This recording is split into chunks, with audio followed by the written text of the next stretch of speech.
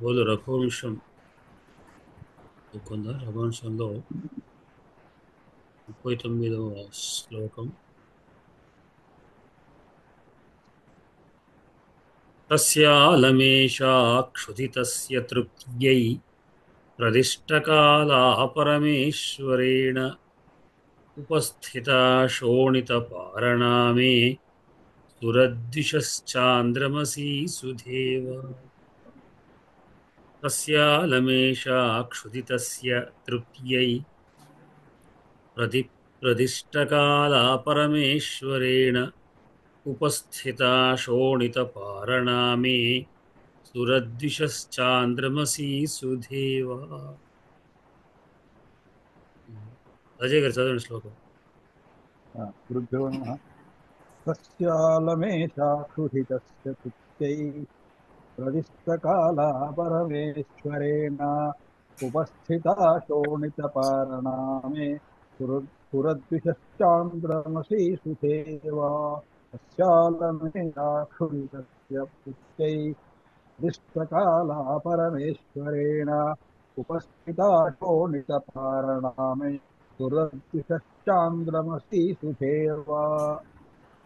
ప్రణామి. చదవండి లక్ష్మి గారు చదవండి. తస్యాలమేషా క్షుదితస్య తృప్తై ప్రతిష్టకాలా పరమేశ్వరేణ ఉపస్థితా శోణితపారణామే సురద్విషాశ్చాంద్రమసీ సుధేవా. తస్యాలమేషా క్షుదితస్య తృప్తై ప్రదిష్టకాలా పరమేశ్వరేణ ఉపస్థితా శోణితపారణామే సురద్విషాశ్చాంద్రమసీ సుధేవా. సురద్విషశ్చాంద్రమసి అంటే బాగుంటుంది. అంటే ఈ సురద్విష చాలో ప్రకారం ముందు తీసుకోండి. సురద్విషస్ అనండి. చాంద్రమసి సురద్విషస్ చాంద్రమసి చాంద్రమసీ సుధేవా. చంద్ర సంబంధం చాంద్రమసి. రణ గారు పదవి చెప్పండి. పదవి గారు తస్య అలం ఏషా క్షుదితస్య తృప్తై ప్రదిష్టకాలా తృప్త్యై ప్రదిష్టకాలా పరమేశ్వరేణ ఉపస్థిత శోణితపారణ మే సురద్విషః చాంద్రమసీ సుధా ఇవ.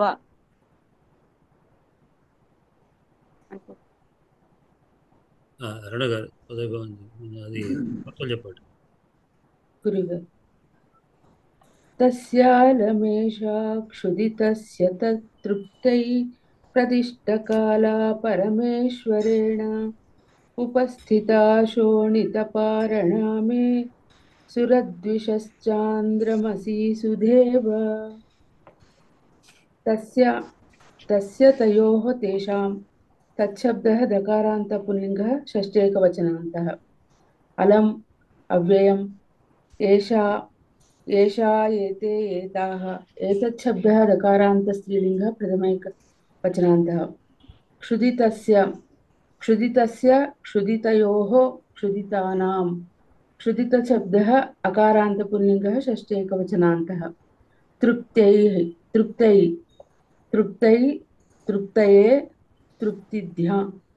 తృప్తిభ్యాం అండి.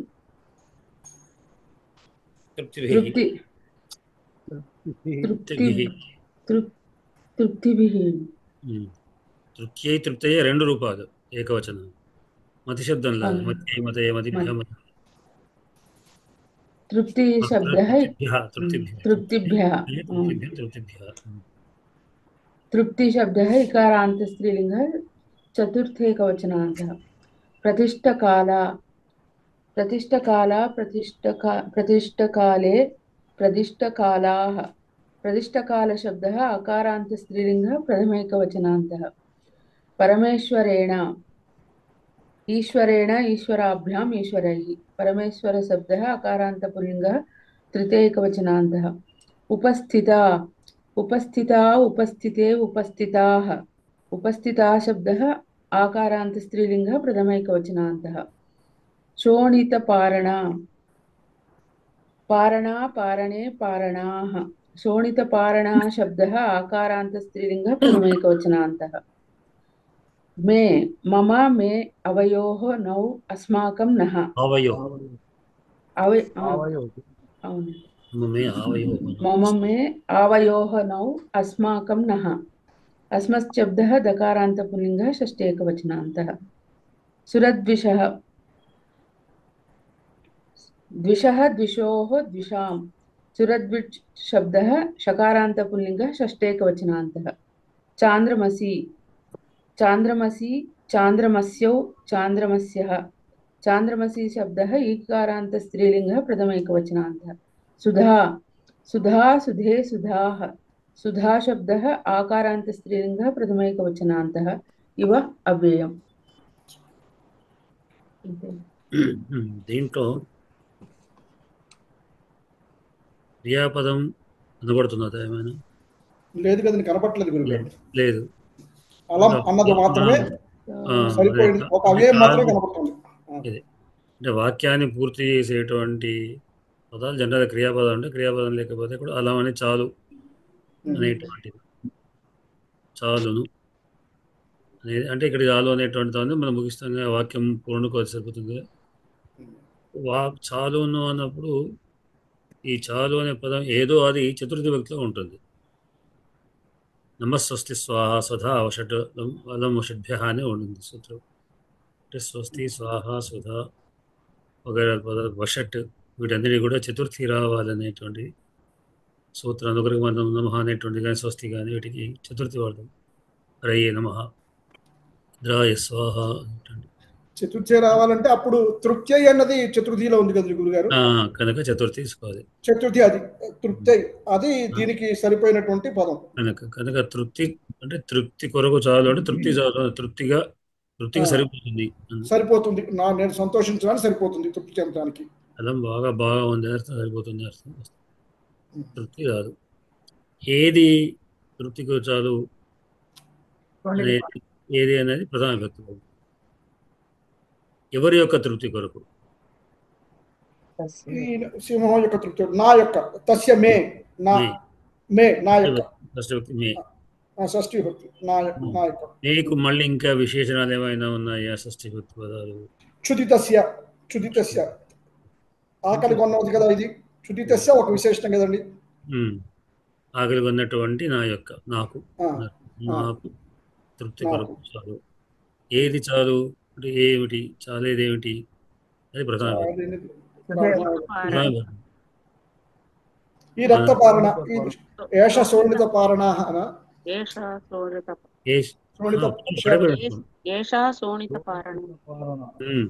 అది సరిపోయింది. ఇది చాలు ప్రథమ వచనం, అది ఏష అంటే ఏది చాలు అంటే ఏష. ఏష అంటే స్త్రీలింగంతో ఇక్కడ మనకు ప్రస్తుతం ఈ ధేను అని ఉంటుంది. నందిని ధేను ఏష అక్కడ స్త్రీలింగం. ఆ ఏష ఎటువంటిది? మన ప్రధాన శోణితపారణ దిష్టకాల ఉంది. అట్లానే చాంద్రమసి కూడా ఉంది, సుధా కూడా ఉంది. ఈ ఇవాగ్ లింకుతో వాటిని పక్కకు పెడితే శోణితపార ఏష. ఏష ఉపస్థిత సమీపించినది. సమీపించిన ఈమె ఎప్పుడు సమీపించింది? ప్రతిష్టకాల. ప్రదిష్టం ఉపదిష్టం సందిష్టం సందేశించబడిన ఆదేశించబడిన చెప్పబడిన అర్థం. ప్రతిష్టం అంటే ఏదైతే నిర్దిష్టం అన్నమాట, నిర్దేశించబడినటువంటి కాలం. ఈ కాలానికి అనుగుణంగా నిర్దేశించిన కాలానికి వచ్చినటువంటిది. ఏ నిర్దేశం అంటే భోజనానికి అనుకోవచ్చు. ఎందుకంటే క్షుదిత ఆకలితో ఉన్నటువంటి నాకు నిర్దేశించబడినటువంటి సమయానికి వచ్చినటువంటి. అంటే ఇక్కడ రెండు కండిషన్స్, దానికి ఆకలి అది తినే సమయం, భోజనం చేసే సమయం అవ్వాలి ఒకటి, అక్కడ దాని దగ్గరికే రావాలి ఒకటి. ఈ రెండు కూడా కండిషన్స్. అది ఎప్పుడు పడితే అప్పుడు వచ్చినప్పుడు తినడానికి లేదు. అది అదే ఎప్పుడు వస్తే ఎప్పుడు చంపడం కాదు, చిన్నప్పుడు చంపడం కాదు. జనరల్ గా సింహాలు గారు క్రూరమృగాలు ఆకలి, సింహం మాత్రం ఆకలి వేస్తే చంపుతుంది అంటారండి. సింహం మాత్రం అంతే, ఏదైనా ఆకలి వేస్తే చంపుతా, లేకుంటే చంపడానికి వెళ్ళిపోతుంటాయి. మిగతా పులి అటువంటివి కొంచెం వేటాడుతుంటాయి, కానీ సింహం మాత్రం ఆకలి వేసినప్పుడు మాత్రం బయటకు వస్తుంటారు. సింహం ఏం చేస్తుందంటే దాచిపెట్టుకుంటుంది. పులి ఏం చేస్తుందంటే దాచిపెట్టుకుంటుంది, తర్వాత పులి దాచిపెట్టుకుంటుంది. అవునండి, సింహం మాత్రం దానికి ఆకలి వేస్తే తినేసి వెళ్ళిపోతుంది. దాచిపెట్టడానికి కారణం ఏంటంటే అది తాజా తినదు, అది కుళ్ళిపోవాలి, కుళ్ళిపోతే దానికి రుచికరంగా ఉంటుంది. చిరుతపులి అండి, చిరుతపులికి ఆ దాచిపెట్టుకునే అవసరం లేకపోయినా సాగుగొట్టే లక్షణం క్రూరత్వం చిరుతపులికి ఎక్కువ, పెద్ద పులి కంటే కూడా. ఇవి ఆకలి వేసినప్పుడే అంటే ఈ విషయంలో కూడా మన పులి తిరుపతిలో అక్కడ అటాక్ అయిందంటే అది తీసుకు అక్కడ పెడుతుంది, మళ్ళీ అక్కడ పెట్టుకొని మళ్ళీ వస్తుంది, వెళ్ళారు మన్నాడు ఎవరు కూడా ఇచ్చారు. అంటే అప్పుడు కూడా అంత చిరుతపులి వచ్చినట్టుంది. అది కనుక అది దేనికి శోణిత పాలన దేనికి సరిపోతున్నది అంటే ఏ విధంగా సరిపోతుంది అంటే శోణిత పాలన. శోణితం అంటే రక్తం, పాలన అంటే భోజనం, పాలన భోజనం అర్థం. ఏదైనా ఏకాశి వ్రతాలు లాంటిది తెల్లవారి పాలన అంటారు. వారణ అంటే శోణిత వారణ అంటే శోణితపూర్వమైన రక్తపూరితమైనటువంటి రక్తంతో తడబడినటువంటి వారణ. అది నాకు సమయానికి వచ్చినటువంటి ఆవు. మే శుచితస్య దేనికి తృప్తి కొరకు నాకు చాలు అని అంది. ఇక్కడికి అన్నీ కూడా పై పదార్థాలు వచ్చినట్లయితే దీని వలె అనేటువంటిది తీసుకుంటే సుధాయివ అమృతంలా. అమృతం ఎటువంటిది? చంద్రమసి అంటే చంద్రమస్ అంటే సూర్యుడు, చంద్రుడు. చంద్రమస్సు సంబంధించి చాంద్రమసి అవుతుంది. చంద్రుడికి సంబంధించినటువంటి అమృతం అంటే చంద్రుడు సుధాకరుడు కనుక, అంటే సుధకు నిలైనటువంటి వాడుగా ఆయన ఒక అమృతం ఉంటుంది. ఏమిటది? ఎవరికి?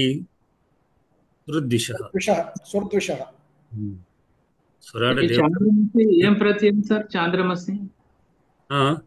ఏ ప్రత్యయం వల్ల వచ్చింది? చంద్రమసి శబ్దం వేరు, దానికి చాంద్రమసి అని తద్ధితం. తద్ధితమేనా? అంటే ఏంటది తద్ధితంలో? తద్ధిత సమాధానం అంటే తత్సంబంధమైన కొడుకులు పార్వతి, జానకి, దాశరథి ఇవన్నీ తద్ధితాలు. తద్ధితాలు అంటే ఆల్రెడీ సిద్ధంగా ఉన్న దాని సంబంధార్థంలో కానీ, సంబంధము, గోత్రము, పుత్ర, పుత్రిక, భార్య ఈ అర్థాల్లో కూడా మళ్ళీ తీసుకుంటాం. ఒకే పదాన్ని సిద్ధమైన పదాన్ని మళ్ళీ చేసుకోవడం, మళ్ళీ సమాసంగా తయారవుతుంది. ఇది ఒకటే పదం. తాపసి అనేది కూడా తాపసి అంతే.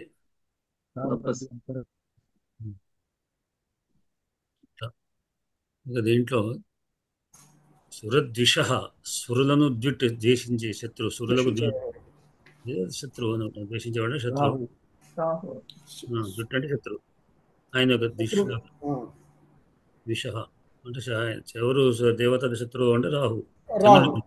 చంద్రుడికి అంటే రాహు. ఇక్కడ చంద్రుడికి రాహు ఏ ప్రకారంగానైతే పట్టుకుంటే ఆయన సుధ దాగిని విడిచిపెడతాడు అని, ఆయన చంద్రుడిని పట్టుకొని అమృతాన్ని దాగి విడిచిపెడతాడు.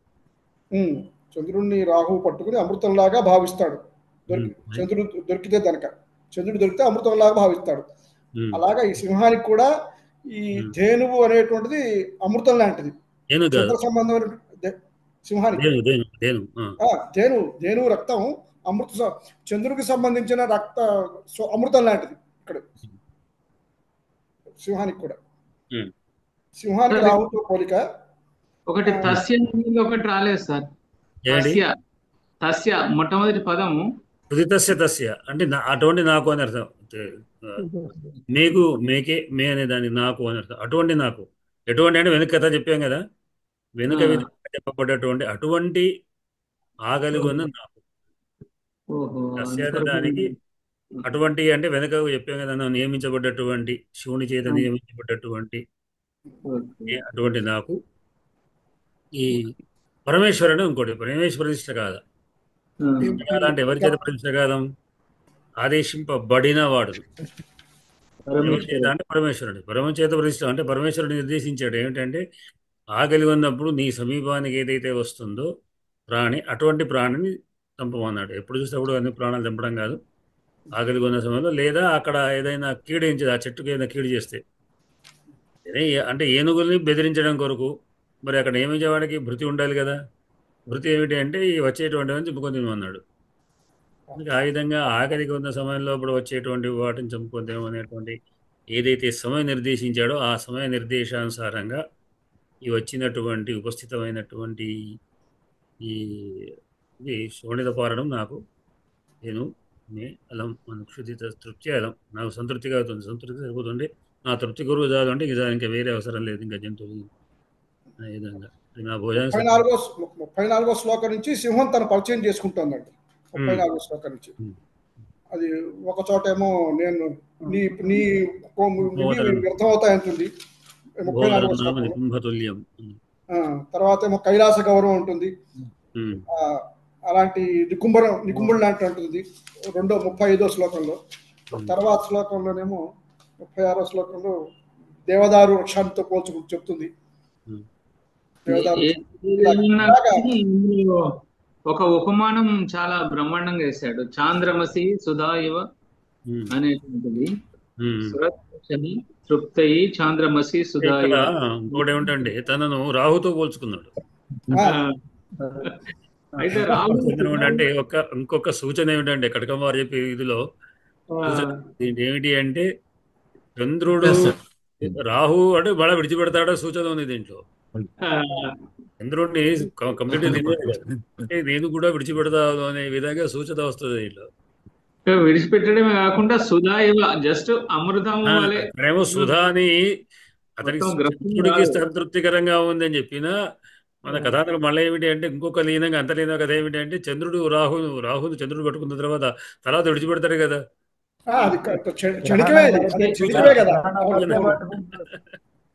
గ్రహణం వరకే పట్టుకుంటాడు, గ్రహణం తర్వాత విడిచిపెడతాడు కదా, విడిచిపెడితేనే గ్రహణం అయిపోతుంది. తీసుకోలేదు, కంప్లీట్ గా తినే ఉదాహరణ తీసుకోలేదు. కంప్లీట్ గా తిన్నటువంటి అంటే ఎవరికైనా భోజనానికి ఫలానా భోజనం అని లేదా దేవతలకు అమృతంలాగా లేదు, దేవతామృతం కంప్లీట్ తాగడానికి వాళ్ళు చూసుకుంటారు కదా అంటారు, కానీ మళ్ళీ మిగిల్చడం ఉండదు కదా.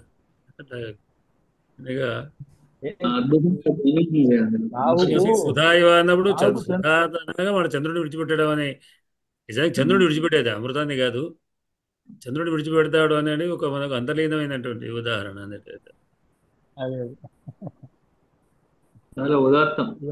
మాయనే కదా, మాయనే కదా, తర్వాత వదిలిపెట్టడమే నిజ రూపం చూపెట్టినప్పుడు. అంటే కథ ఎప్పటికీ కూడా ఏమిటంటే అలంకార శాస్త్రం యొక్క నిబంధనల ప్రకారం కథను సూచనతో ఉండాలి. నాటకాల్లో కూడా నాటకాల యొక్క పాత్రలు కూడా వచ్చే పాత్రల్ని కానీ వాటిని సూచిస్తుంటారు. ఆ పాత్ర గురించి ముందు సూచనప్రాయంగా మాటలు వస్తుంటాయి వాళ్ళు, అయినాకనే పాత్ర ప్రవేశం జరగడం ఉంటుంది. ఇది నాటకాల్లో అంతక్రితం ఉన్నటువంటి వాటిలలో ఈ ఉండే భామని సత్య కూచిపూడి లాంటి కానీ నాటకాల వాటిలలో ఆ పాత్ర తనకు తానుగానే పరిచయం చేసుకునేవాడు. వాడు ప్రవేశించి భామని సత్యభామని అంటే అప్పుడు చూసేటువంటి ప్రేక్షకులు హో ఈమె సత్యభామ అని అర్థం. అంటే ఒక మొదటి దాంట్లోనే ఉంటుంది, ఆ తర్వాత మాడిమాడిగా సత్యభామ అనదు. రాజు తేజము నిరాయిగా అంటూ రాజు తనే కత్తి పట్టుకుని ఎగురుతుంటాడు మొత్తం, అంటే ఇప్పుడు ఈయన రాజు అని అనుకుంటారు. అది వాటి యొక్క విధానం. కానీ నాటకాలు కావ్యాలు ఒక సంస్కారపూరితమైన కనుక అట్లా చెప్పడం కాకుండా తనను తాను పరిచయం చేసుకోవడం, నిజానికి తన పేరు తాను చెప్పుకోకూడదు, తనను తాను పరిచయం చేసుకోకూడదు. కనుక వేరే వాడితో పరిచయం చేయాలంటే ఎట్లా అంటే ముందు సూచన ఉంటుంది. ముందు సూచన నాటకం మనం నాంది నుంచి మొదలవుతుంది. నాందిలోనే కథ ప్రారంభమైన విషయాన్ని దాంట్లో చెప్పడం జరుగుతుంది. ఆ తర్వాత పాత్ర సూచన జరుగుతుంటుంది. కథాంశంలో కూడా ఆ విధంగా జరుగుతుంటుంది. ఇక్కడ కూడా దాదాపుగా ఆ కథ సూచన ప్రకారంగా అంటే సూత్రధారి అన్ని మెల్లమెల్లగా నటి సూత్రధారి ద్వారా కొద్దిగా దాన్ని వెల్లడి చేస్తుంటాడు. ఆ సూత్రధారుడు మళ్ళీ నెక్స్ట్ ప్రవేశపోయే పాత్ర సూచిస్తారు. అంటే అంకంలో ప్రారంభ పాత్రను కూడా సూచిస్తూ వాడు నిష్క్రమిస్తారు. కథ కవి తర్వాత వచ్చే పాత్రలు అవన్నీ చాలా గమ్మత్. ఒక్కొక్కటి ఒక్కొక్క విధం ఇందులో నాటకాలు ఏ నాటకాలైనా ఎంత ఇది మొత్తం దీంట్లో ఒక అన్వయ క్రమంలో చెప్తే ఎట్లా వస్తుంది?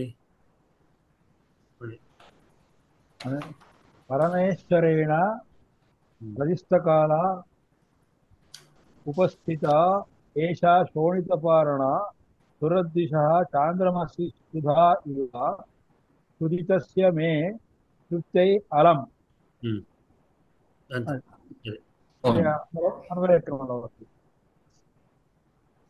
పరమేశ్వరుని చేత నిర్దేశించబడి నాకు ప్రాప్తమైనటువంటి ఈ రక్తపారణ రాహువు యొక్క తృప్తి కొరకు చంద్రుడి సంబంధమైనటువంటి అమృతంలాగా ఆకలి గొన్న నా దగ్గరికి నా తృప్తి కోసం సరిపోతుంది అన్నది భావం. అంటే నన్ను కూడా ఇద్దరున్నాగా నన్ను కూడా తీసుకో అని ఒకడంటే నాకు ఈ ఆవుదాలు ఇంకా నిన్న అక్కర్లేదు అని నన్ను కూడా ఇక్కడ ఇద్దరు ఉన్నారు కదా, ఇద్దరు కూడా తీసుకోవచ్చు కదా, ఎందుకంటే నాకు ఒక ఆవు చాలు అని ముందే వచ్చిందే ఆవు కానీ చాలు. ఇప్పుడు ముందు నువ్వు వచ్చి ఉంటే నేను తీసుకునేవాడిని. అదే నిజానికి ఆవు వెనక ఇతను వచ్చాడు, ఆవును రక్షించడం కోసమే ఇతను వచ్చాడు కదా. కాబట్టి ఏది ముందు వస్తుంది అది. పైగా అతనికి ఆకలేసినంత వరకు మాత్రమే తినాలి. అది అందులో 2 కండిషన్స్ కదా దానికి. ఆ సమయానికి రావాలి, ఆకలేసినప్పుడు మాత్రమే తినాలి, అంతవరకు తన దగ్గరికి వచ్చినవే తినాలి. ఇవే ఈ 3 కండిషన్స్. సో దానికి కూడా న్యాయం ఉంది సింహం ఆకలికి కూడా. జనరల్ కూడా సింహాలకు ఈ జంతువులకు కూడా న్యాయాలు ఉంటాయి. వాటి న్యాయం వాటికి ఉంది.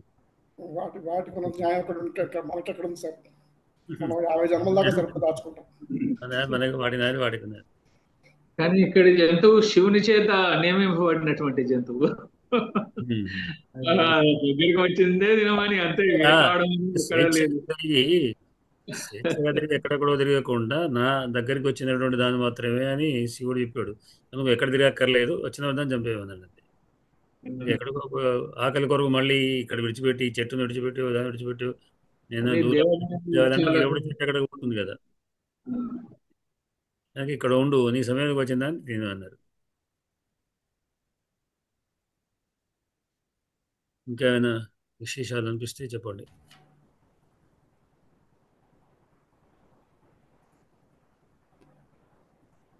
ఉన్నారా దనకొండ వారు? నాకు కూడా అంతవరకే తెలుసు. కటకం వారు సారు లాగి బాగా దూరం పోతున్నారు ఇక మధ్యలో, ఎక్కడెక్కడికో వెళుతున్నారు. కావ్యగత సౌందర్యం చాలా ముఖ్యం ప్రస్తుతం. కావ్యగత సౌందర్యము, శిల్పము, దానికి సంబంధించి చెప్తేనే. నమస్కారాలండి, గురువు గారికి నమస్కారాలు. లేరు అనుకుంటా. నమస్తే సార్. అనుకుంటారు. నేనేమో భద్రయ్య గారు ఉన్నారు, భద్రయ్య గారికి చెప్పాలని నేను అనుకుంటా. మీరేమో కటకం వారు లేరుగా తప్పించుకుందామని మీరు అనుకుంటారు. అట్లా కుదరదు. తస్యాలమేషాక్షుదితస్య తృప్త్యై ప్రదిష్టకాల పరమేశ్వరేణ ఉపస్థిత శోణితపారణా మే సురద్విష చాంద్రమసీ సుధేవ. తస్యా అలం ఏషా క్షుదితస్య తృప్త్యై ప్రదిష్టకాల పరమేశ్వరేణ ఉపస్థిత శోణితపారణా మే సురద్విషః చాంద్రమసీ సుధేవ. ఇక్కడ మీకు నాకు ఒకటి అర్థమైంది ఏంటంటే, గురువు గారు గతంలో కంటే తీవ్రంగా ఆలోచిస్తున్నారు ఒక శ్లోకాన్ని చదివినప్పుడు అనేది అర్థమైంది. రెండవది పాటిబళ్ళ వారు ఇంకా అసలు మదిస్తున్నారు. అయ్యో ఎందుకంటే అంటే నేను ఏ కోణంలో చూస్తున్నాను అనేది మీరు గమనిస్తున్నారు అనేది నాకు అర్థమైంది. కానీ నేర్చుకోవాలి మరి. రైట్ అది ఒప్పుకున్నా నేను, అది ఒప్పుకున్నా మీకు. ఎందుకంటే ఇంత క్రితం కంటే ఒక శ్లోకాన్ని అర్థం చేసుకోవడంలో ఇప్పుడు గురువు గారి వాళ్ళు ఏం చెప్పారు కొత్తగా, ఇక్కడ రాహు ఎందుకు ఉపమానంగా తీసుకున్నాడు, రాహు సుధా చంద్రమసి చాంద్రమసి సుధేవ అనేటటువంటి ఉదాహరణ ఎందుకు తీసుకున్నారు అంటే వారు ఒకటే చెప్పారు, తీసుకొని విడిచిపెట్టడం అనేటటువంటిది ఇందులో ఉన్న సూచన అని చెప్పి రాబోయే కథను మనకి ఇక్కడ స్పష్టంగా సూచనగా చెప్పబడుతుంది అనేది, ఇది గమనించడం అనేది ఇందులో ఒక విశేషం. పాటిబళ్ళ వారు దీని కావ్యం కాదు, ఇది సైన్స్, ఇది ఏదనుకున్నా దానికి సైన్స్ నేను చెప్తాను తర్వాత. ఇక్కడ మీరు ఒక విషయం గమనించుకోవాల్సింది ఏంటంటే, గతంలో శివుణ్ణి వర్ణించేటప్పుడు వృషభధ్వజ శూలభృక్కు అని చెప్పడం జరిగింది. ఇక్కడికి వచ్చేటప్పటికి పరమేశ్వరేణ అన్నాడు. ఇది కూడా గమనించుకోవాలి మనం. ఆ పరమేశ్వరేణ అనేటటువంటి ఇక్కడ పరిపూర్ణంగా శివుడి యొక్క అర్థాన్ని చెప్తున్నాడు. అంత క్రితమేమో కొన్ని లక్షణాలు చెప్పాడు. వృషభధ్వజ అన్నాడు ఒక చోట, శూలభృత అన్నాడు ఒక చోట. అక్కడ ఆయా సందర్భాల్లో అవి ఆ పదాలు సరిపోయినాయి. కానీ ఇక్కడికి వచ్చేటప్పటికి పరమేశ్వరేణ అన్నాడు. పరమ ఈశ్వరేణ, భగవంతుడు అందరికంటే గొప్పవాడైనటువంటి భగవంతుడు ప్రాదిష్ట. ఇక్కడ నాకు చెప్పబడినటువంటి పని ఇది. తస్య అంటే నేను, అలాంటి నేను, అలం ఏషా క్షుదితస్య తృప్తై, ఆకలికి తగినంతగా తృప్తి కలిగించేది ఏషాం, ఈ గోవు అనేది ఈ వాక్యంలో వచ్చేసింది. ఉపస్థిత అక్కడ వచ్చి ఉన్నటువంటి శోణిత పారణ, రక్తంతో కూడినటువంటి ఆకలితో ఉన్నవాడికి దొరికే ఆహారము. పారణం అనే పదం ఎప్పుడు వాడతామంటే, ఇందాక గురువు గారు చెప్పారు, ఏకాదశి తర్వాత ద్వాదశి నాడు తినే భోజనాన్ని పారణము అంటాం. అంబరీషుడి కథలో మనకి తెలుస్తుంది ద్వాదశి పారణ విధానం గురించి. చాలా గొప్పగా చెప్తారు. దానికి దూర్వాసుడు అడ్డం రావడం, ఆయనకు సుదర్శన చక్రంతో బుద్ధి చెప్పడం వగైరా వగైరా అంతా కథ అంతా చెప్పుకుంటాం మనం. కాబట్టి పారణము అంటే అర్థం అంత క్రితం బాగా ఆకలితో ఉన్నటువంటి వాడికి ఎదురుగా ఆహారం లభించడం. రోజు తినేవాడింది పారణం కాదది. అక్కడ పారణ శబ్దం యొక్క ఉద్దేశం ఏంటంటే బాగా ఆకలితో క్షుదితస్య, 3 పూట్ల తినేవాడికి కాదు అయ్యా, 3 పూట్ల తినేవాడికి కాదు పారణ, 3 పూట్ల తినేవాడికి కాదు పారణ. కాబట్టి ఇక్కడ విపస్థిత శోణిత పారణామే, అలా మామూలుగా రక్తం కాదు దొరికింది, రక్తమైన ఆహారమే దొరికింది అనుకుందామా అంటే కాదు, అమృతంలాగా దొరికింది. ఎవరికి అమృతంలాగా? రాహుకు చంద్రుడి ద్వారా దొరికిన అమృతంలాగా. ఇది ఉదాహరణ. ఇక్కడ ఉపమానం చెప్పడం ఎలా చెప్పాడంటే, నాకు ఆకలితో ఉన్న నాకు ఈ శోణిత పారణ ఎలా ఉంది అంటే, రాహుకు అమృతం కలిగిన చంద్రుడు దొరికినట్లుగా, చాంద్రమసి సుధా ఇవ. చంద్రుడు ఎలాంటి చంద్రుడు? సుధను కలిగినటువంటి చంద్రుడు. అంటే ఆయన పౌర్ణమి చంద్రుడు. పౌర్ణమి చంద్రుడినే రాహువు లాగుతుంది గ్రహణంలో. చతుర్దశి చంద్రునో త్రయోదశి చంద్రునో లాగదు, పౌర్ణమి నాడు మాత్రమే లాగుతుంది. ఇక్కడ నీకు ఇంత క్రితం నేను చెప్పిందే మళ్ళా చెప్పను, అదే సైన్స్ ఇక్కడ వర్తిస్తుంది, మీరు గమనించుకోండి. రాహు అంటే సర్పం. నేను చాలా సార్లు చెప్తున్నాను, ఆ సర్పం దనికొండవాయి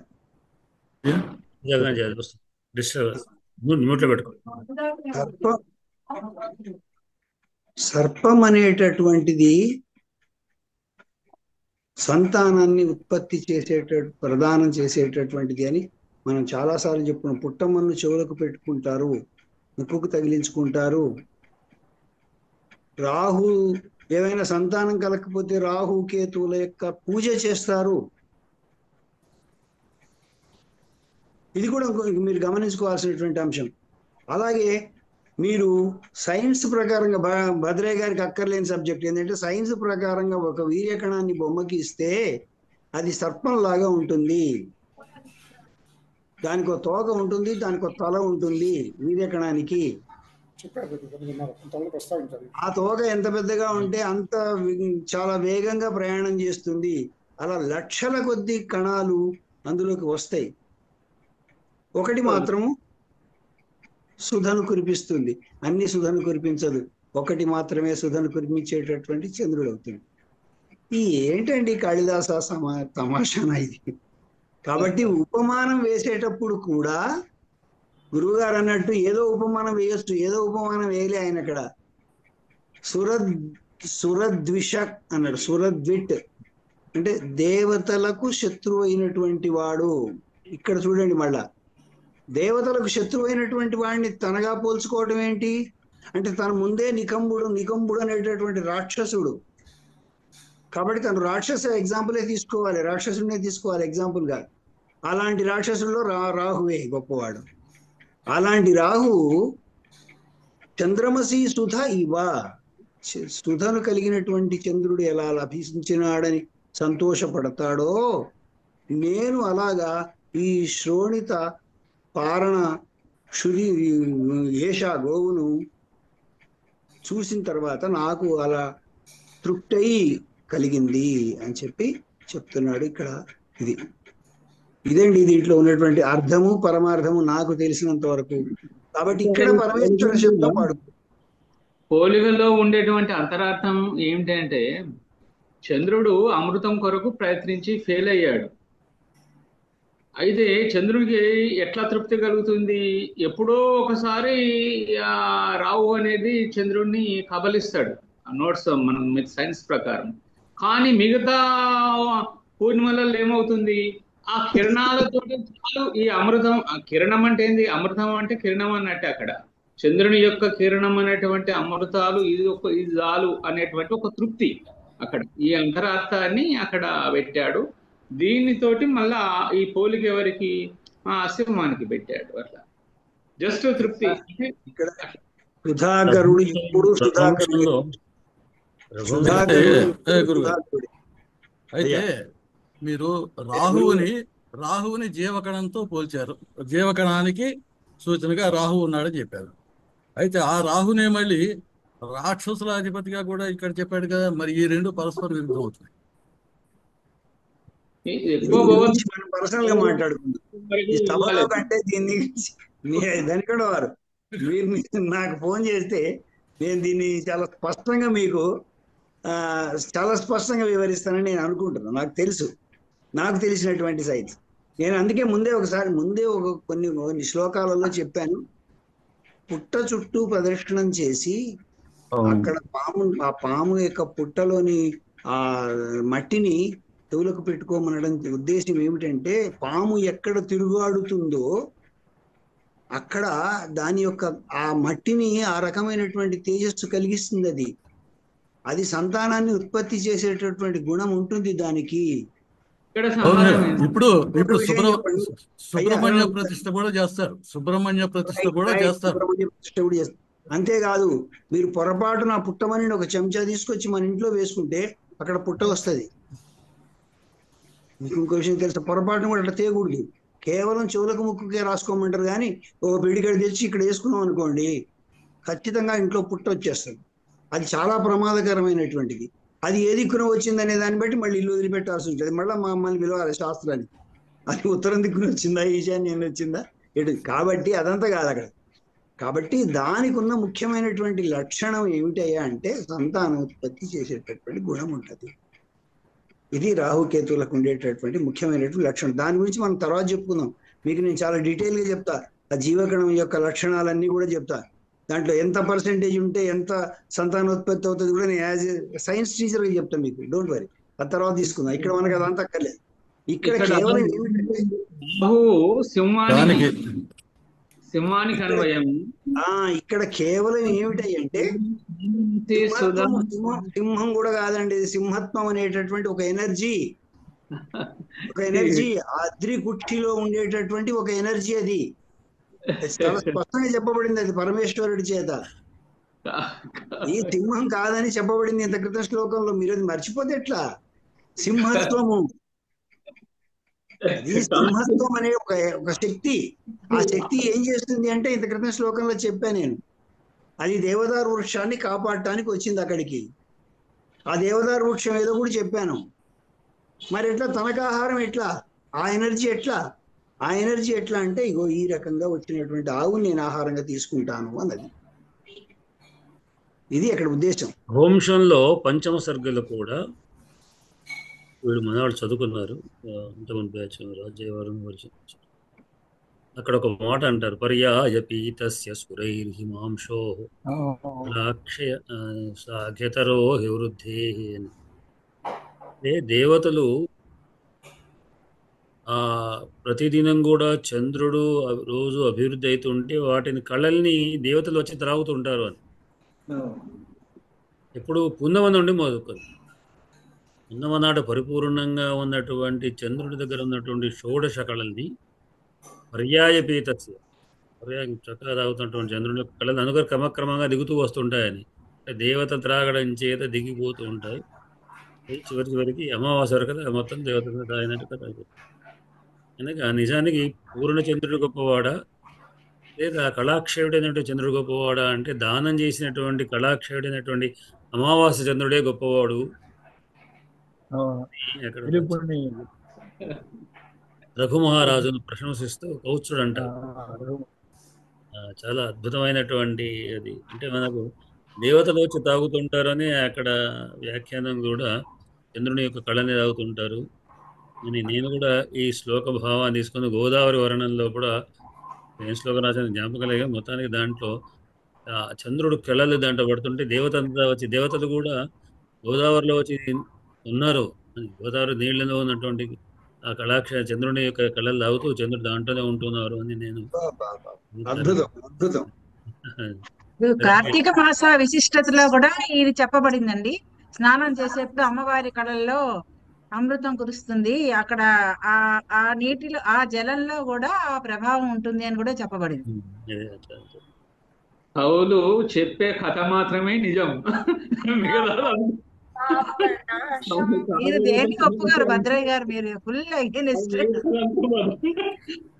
అందరూ ఇది ఇక్కడ ఏంటంటే నేను చెప్పబోయే విషయం ఏంటంటే చంద్రుడిని తాగుతూ పరిపూర్ణంగా తాగుకుంటూ వస్తున్నారు హిందూ దేవతలు. ఇక్కడ సురద్విష అన్నట్టు రాహు మళ్ళీ విడిచిపెడతాడనే ఉద్దేశంగా ఇక్కడ తేడా వస్తుంది. చంద్రుడి యొక్క వీరందరూ ఎడగమారి కూడా కేవలం పొందమన్నాడు మాత్రమే తాగి విడిచిపెడతాడు. కానీ దేవతలు పొందమంది నుంచి పోయి అమావాస్య తాగుతుంటారు. అదంతా కవి శిల్పం. అందుకొరకే కవికి హ్యాట్స్ ఆఫ్ చెప్తాం. అంత అద్భుతం. ఒక విషయం మాత్రం వాస్తవం అండి, మన కవులు గాని ఋషులు గాని వ్రాసిన కావ్యాలలో ప్రయోగించే పదాలకి ప్రతి పదానికి నిర్దిష్టమైన ప్రత్యేకమైన అర్థం మాత్రం ఉంటుంది. పైకి కనిపించే భావం ఖచ్చితంగా కాదు. ప్రతి పద కేవలం ఛందస్సు కోసమో గణాల కోసమో వారు పదాలు వేయరు. ప్రతి పదానికి ఒక నిర్దిష్టమైన అర్థం పర్పస్ ఖచ్చితంగా ఉంటుంది. పైకి కనిపించే అర్థం మాత్రం కాదు. ఖచ్చితంగా అది ఋషులు వాళ్ళు ద్రష్టలు వాళ్ళు చూసి మాత్రమే రాయగలరు అటువంటివి. అలా ఆ స్థాయికి ఎదగాలంటే చాలా నిశ్చితమైన పరిశీలన చాలా అవసరం అండి. ఇది మీరు భగవద్గీత ప్రవచనం వింటూ ఉంటే అందులో కృష్ణుడు చెప్పేటప్పుడు ప్రతి శ్లోకంలోనూ అర్జునుడిని రకరకాల పదాలతో సంబోధిస్తాడు. ప్రతి పదానికి అలాగే అర్జునుడు కూడా కృష్ణుడిని రకరకాల పదాలతో పేర్లతో సంబోధిస్తాడు. ప్రతి పేరుకి ప్రతి పదానికి నిర్దిష్టమైన ప్రత్యేకమైన అర్థం ఉంది. అందులో వ్యంగ్యాత్మకంగా కూడా ఉన్నాయి. అవి వ్యంగ్యాత్మకంగా కూడా అర్థాలు ఉంటాయి అందులో. అవన్నీ కేవలం ఋషులు మాత్రమే వ్రాయగలిగేటువంటి వాక్యాలు, శ్లోకాలు. అవి మనం కేవలం ఆస్వాదించగలిగితే మాత్రం అంతటి అదృష్టం మనకు లేదు. అది మాత్రం 200% వాస్తవం అండి. పెద్దలు చెప్పే ప్రవచనాల్లో ఇవన్నీ చాలా విపులంగా కథగా తెచ్చుకోవాలంటే మనకు అక్కర్లా. శ్లోకం తెచ్చుకోవాలంటే నిఘంటువు పెట్టి అర్థం చూసుకోవచ్చు. కానీ ఆ అంతర్లీనమైనటువంటి భావాన్ని తెలుసుకోవాలంటే మాత్రం ఖచ్చితంగా పెద్దలు చెప్పిన భావం అర్థం చేసుకోవాలి. ఆ దృష్టితో మాత్రమే చూడగలగాలి. చూసినప్పుడు మాత్రం అర్థం అవుతుంది. ధ్వని ప్రధానమే, కావ్యాన్ని ధ్వని ప్రధానం. కటకమారితో మాత్రం పూర్తిగా ఏకీపిస్తా ఆ విషయంలో నేను. ఎందుకంటే ఇప్పుడు కేశవుడు లేకపోతే గుడాకేశుడు ఇనేటువంటి పార్థుడు రకరకాల పదాలతో ప్రయోగిస్తారు, సంబోధిస్తాడు. పార్థుడిని అర్జునుడు కృష్ణుడు కానీ, లేకపోతే కృష్ణుడిని పార్థుడు కానీ, లేకపోతే ధృతరాష్ట్రుడు గురించి చెప్పినప్పుడు కానీ ప్రతి పదానికి ఒక నిర్దిష్టమైన ప్రత్యేకమైన అర్థం ఉంటుంది ఆ సందర్భంలో. స్వస్తి కవి గొప్పతనం అతి ప్రసంగేన అని ఉంటుంది, నాటకాల్లో వస్తుంటుంది. అయితే మనకు ఈ కౌముదిలోకి పెడితే ఇప్పటికి 30 గంట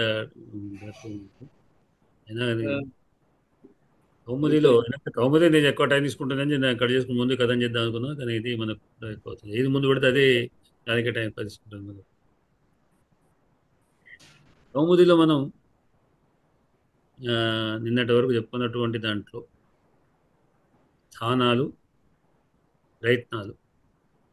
ప్రయత్నాల్లో ఆభ్యంతర ప్రయత్నం, బాహ్య ప్రయత్నం అని చెప్పుకున్నాం. చివరికి వాటి తర్వాత ఏం క్యాలిక్యులేషన్స్ అయిపోయినాయి. ఇప్పుడు ఘోష అంటే ఏం సార్? ఘోష అంటే ఘోష వర్ణాలు ఏవి వస్తాయి? ఘోష ప్రాణాలు, ఘోష ప్రయత్నాలు.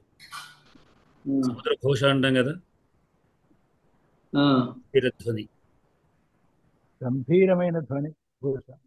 కరెక్ట్. ఘోష పరిపూర్తి కదా, ఘోష అంతగా ఉండదు. ఘోష అంటే కొంచెం ఎక్కువ స్వరం ప్రెస్ అయి వస్తుంది, కొంచెం తక్కువ వస్తుంది అట్లా. హర్షలకు వస్తుందండి ఘోష. హర్షలకి శ్వాస నాదము అంటున్నాం కదా, ఈ ఘోష అఘోష ఇవి రెండు ఒకటేనా? శ్వాస నాదం, ఘోష అఘోష.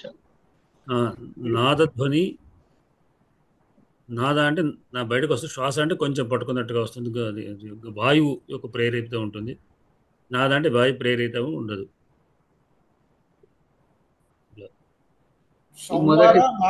ప్రధానంగా వచ్చేది శ్వాసతో కూడుకుని ప్రధానంగా వచ్చేటువంటిది. ఇప్పుడు కచటతప వర్గాల్లో ఇవి అఘోష అనిపిస్తుంది. క క క గ ఘ, అలానే చ ఛ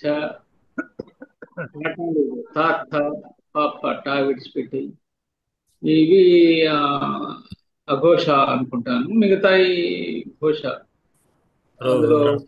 శ్వాస ఘోషాశ్చ హర్షః. అవునండి, వాటి గురించి హర్షులండి. హర్షుడు సంవార నాద ఘోషకి హర్షులు గురువు గారు. సంవార నాద ఘోష హర్షులు. వివార శ్వాస అఘోషలకు కరులు. వివార శ్వాస అఘోష ఈ మూడిటికి కరులు. హర్షుల కంటే సంవార నాద ఘోషలకి హర్షులు. అంటే కరులు అంటే ప్రథమ ద్వితీయ వర్ణాలు కర్రంట. సవర్ణత్వం అనే విషయంలో మనం ఇదంతా చర్చించుకుంటున్నాం. సవర్ణత్వం చూసినప్పుడు మీరు ఒక వర్ణానికి మరొక వర్ణానికి ఈ ప్రయత్నాలన్నీ వెతికితే ఏ అక్షరానికి అదే వస్తుంది. మీరు మొత్తం టేబుల్ వేసుకొని ఒక తకారానికి ఇన్ని హల్లులో ఏదైనా ఈ శ్వాసలు, నాదలు, ఘోషలు, అఘోషలు, అల్ప ప్రాణాలు ఇవన్నీ తీసుకొని సమృద్ధ ఇవన్నీ వెతికితే దేనికి ఏది అదొకటే దొరుకుతుంది, ఇంకేది దొరకదు. ఇప్పుడు అచ్చులు ఘోషవర్ణాలే కావా?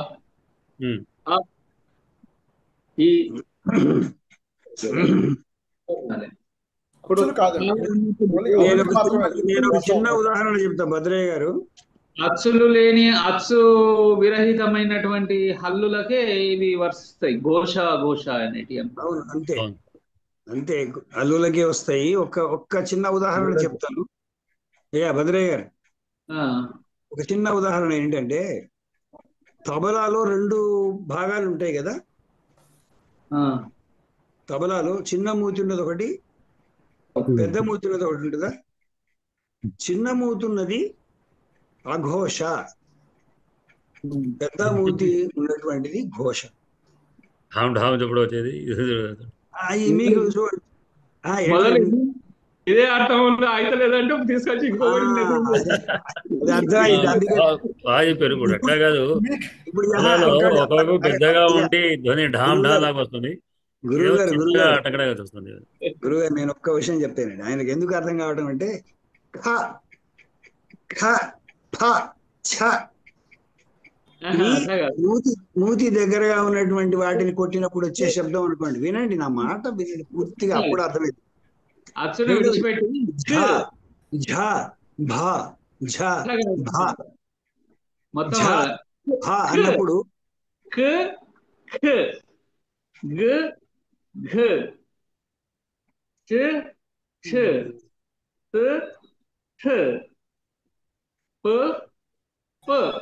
ఉదాహరణ చెప్తే మొత్తం అక్షరాల అట్లా చెప్పినప్పుడు ఆ విరహితంగా పలికినప్పుడే అది అఘోష అవుతుంది. అది ఆతోటి పలికినప్పుడు మళ్ళీ అది అఘోష అవుతుంది. ఇప్పుడు ఎగ్జాంపుల్ చెప్పారు బానే ఉంది కదండి, ఆయన చెప్పిన ఎగ్జాంపుల్ బానే ఉంది.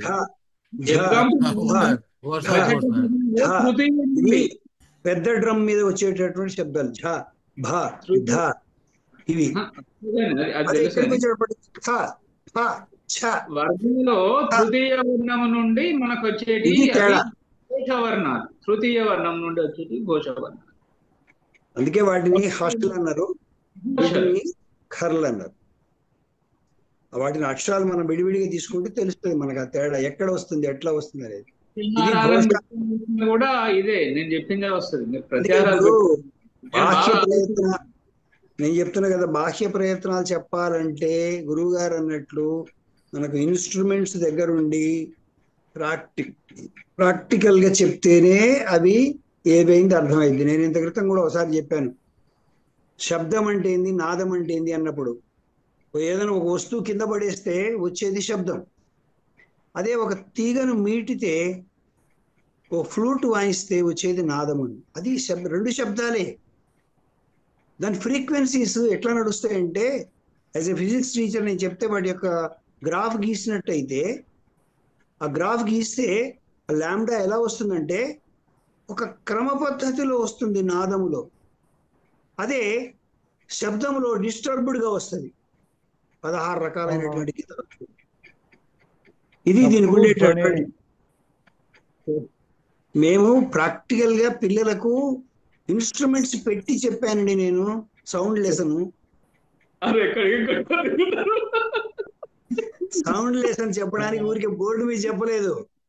ట్యూనింగ్ ఫోర్స్ 16 రకాల ట్యూనింగ్ ఫోర్స్ తీసుకుపోయి, ఇది 300 హెడ్జ్, ఇది 500 హెడ్జ్, ఇగో దీన్ని వాయిస్తే ఇట్లా వస్తుంది, దీన్ని వాయిస్తే ఇట్లా వస్తుంది అని చూపించి, ఒక దారాన్ని కట్టి దాంట్లో వేవ్ చూపించి చెప్పిన వాళ్ళం. మరి మేము చెప్పినప్పుడు అర్థం చేసుకోవాలి కానీ మీరు వినాలి కానీ అది ఎట్లా అంటే కుదరదు మీకు, అంతే. రైట్. అంటే దీంతో మనకు ఇంకొక అనుమానం వస్తుంది. ఏమిటంటే స్తవరణం అన్నప్పుడు ఇప్పుడు అకో విసర్జనీయానం కంఠ అన్నాం. అకారానికి కవర్గకు అకారం ఇవన్నీ కూడా ఒక స్థానంలో పుట్టినప్పుడు ఒకదాని కూడా సవర్ణత్వం అవుతుందా? అంటే అకారానికి కవర్గ కగ అయినప్పుడు ఇప్పుడు ఈ ఏదైనా ఆదేశం వచ్చిన సవర్ణం ఆదేశం అన్నప్పుడు అకార స్థానంలో ఒక అకారం కూడా వేసుకోవచ్చు కదా, అకారం కూడా వేసుకోవచ్చు కదా అనేటువంటి దానికి ఒక సూత్రం ఉంది. ఏమిటి? అనుదిత్ సవర్ణస్య చా ప్రత్యయ.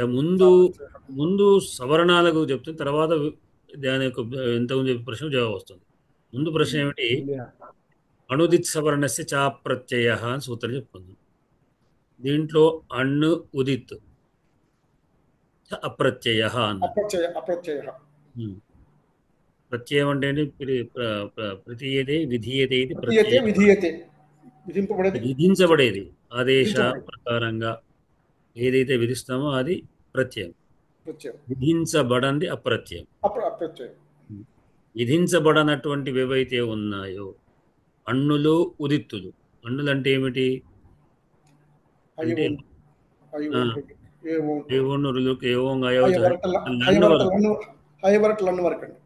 అయితే ఇక్కడ మన కింద వృత్తికారులు ఏం చెప్పారంటే, వ్యాఖ్యాకారులు ఏమన్నా అత్రైవాన్ అనుదిత్ సవర్ణస్య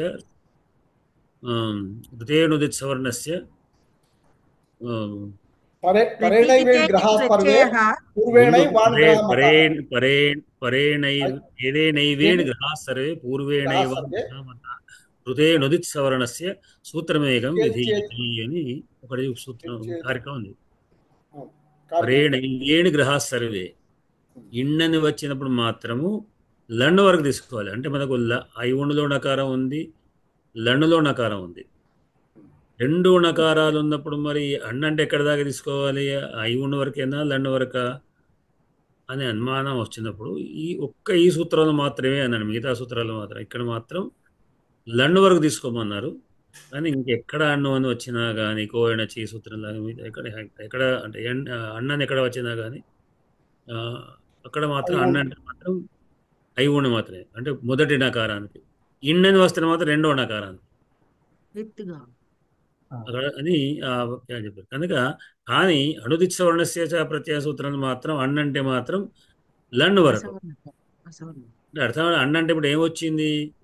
అన్నంటే అచ్చులతో పాటు హయవరట్ లండు, హకారము లండు ఎండు కూడా హయవరట్ లండు అనమాట. ఇవన్నీ అన్నులు ప్లస్ ఉదిత్తు.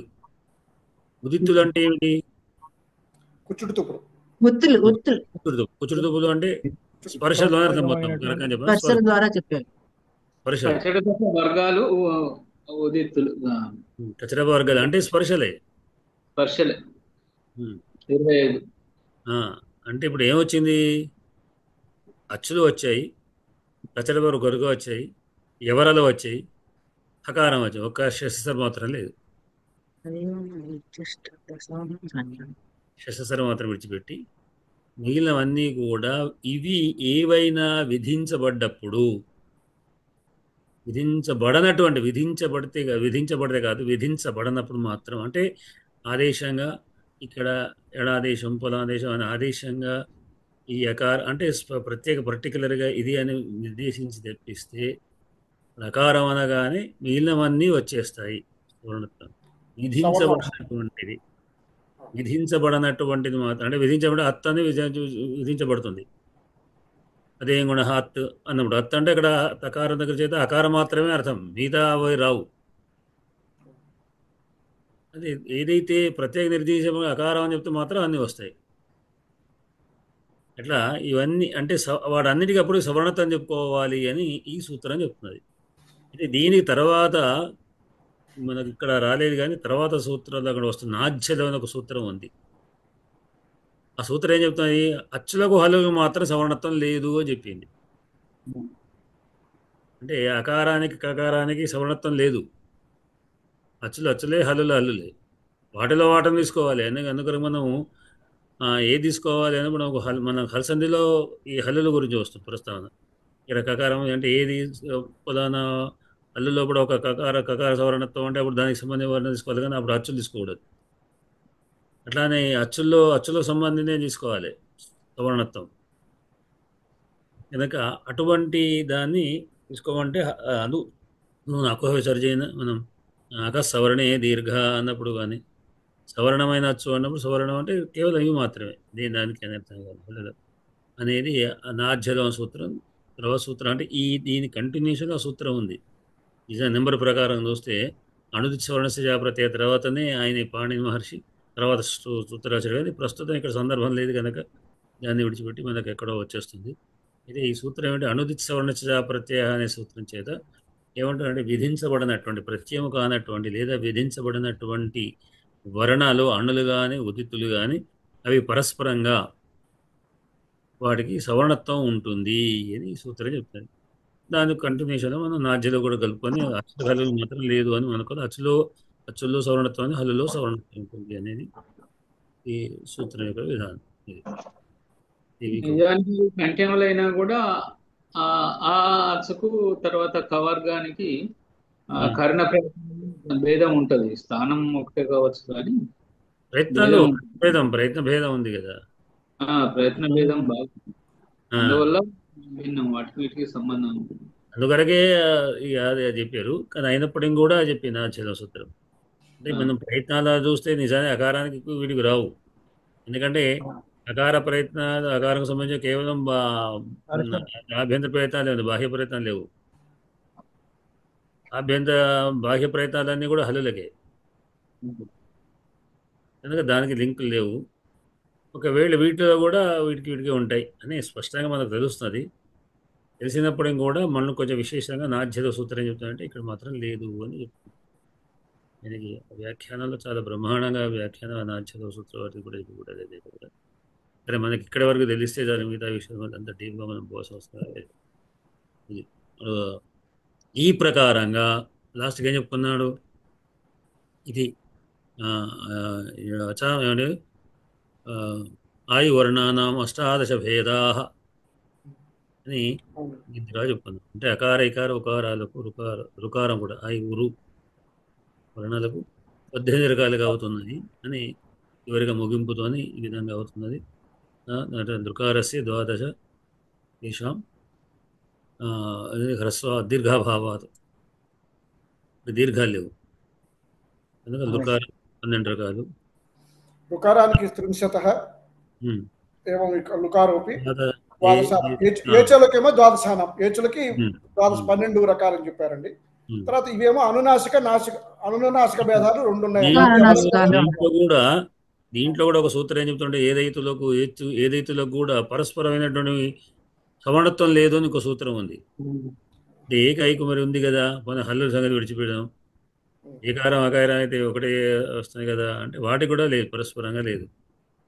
దేనికి అదే ఉంటుంది. అంటే ఏదైతులో పరస్పరంగా సవర్ణత్వం, ఏకార స్థానంలో ఐకార స్థానంలో అట్లా కాకుండా తర్వాత సూత్రం ఏదో ఉంది.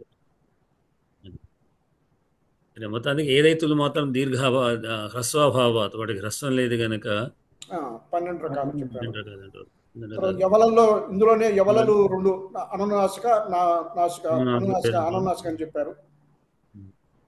అలాగే అకారానికి 18 రకాలు అన్నారు. రుకారానికి మొత్తం కలిపి 30 అన్నారు.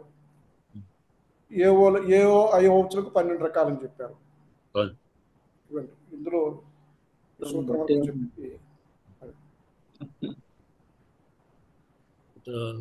సరే, తర్వాత ముగింపులో 3 సూత్రాలు ఏమన్నా మామూలుగా సంజ్ఞా సూత్రాలు చెప్పుకుందాం.